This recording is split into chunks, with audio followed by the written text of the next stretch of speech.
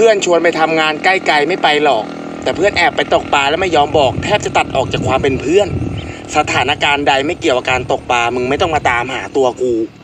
อย่ารู้ล่ะ